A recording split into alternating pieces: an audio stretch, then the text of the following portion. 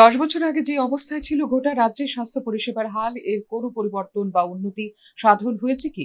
এই প্রশ্ন কিন্তু তুলছেন সরকার বা বিরোধী পক্ষ উভয় অংশের মানুষ।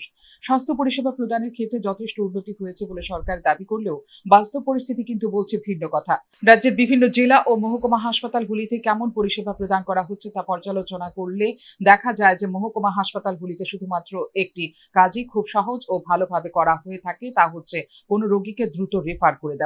মহকুমা হাসপাতালগুলোতে কোনো জটিল রোগে আক্রান্ত রোগী আসার সাথে সাথে সেই রোগীকে রেফার করে দেওয়া হয় জেলা হাসপাতালে।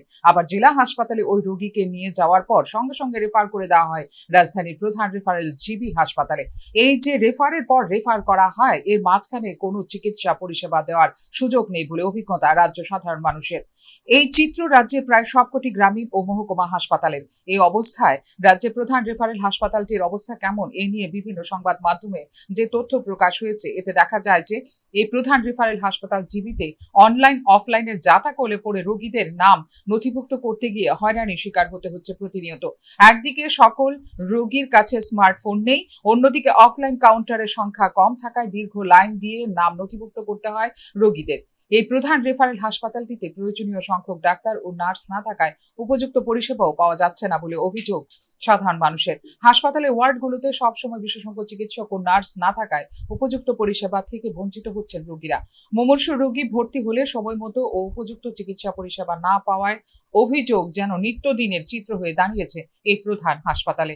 সেই সাথে রয়েছে পানীয় জলের অভাব এবং শৌচালয়ে জলের অভাব। প্রয়োজনীয় সংখ্যক শয্যার অভাবে স্ট্রোক ও হার্ট অ্যাটাকের আক্রান্ত রোগীর স্থান হচ্ছে ফ্লোরে, কখনো কখনো বারান্দা এবং সিঁড়িতে পর্যন্ত স্থান হয় মুমূর্ষু রোগীদের। অন্যদিকে স্বাস্থ্য ব্যবস্থার দুর্বল দিকটি প্রমাণিত করে স্বাস্থ্য ও পরিবার কল্যাণ দপ্তরের শূন্য পদের পরিসংখ্যান সরকারের দেওয়া সর্বশেষ তথ্য অনুযায়ী রাজ্যে চিকিৎসক ও নার্সের শূন্য পদের সংখ্যা 1798টি। এর মধ্যে চিকিৎসকের শূন্য পদের সংখ্যা 1366 এবং নার্সের শূন্য পদের সংখ্যা 432টি।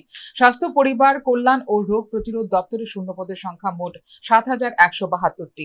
ডাক্তার এবং নার্সিং অফিসার বাদ দিয়ে স্বাস্থ্য পরিবার কল্যাণ ও রোগ প্রতিরোধ দপ্তরের শূন্য পদের সংখ্যা 5374টি।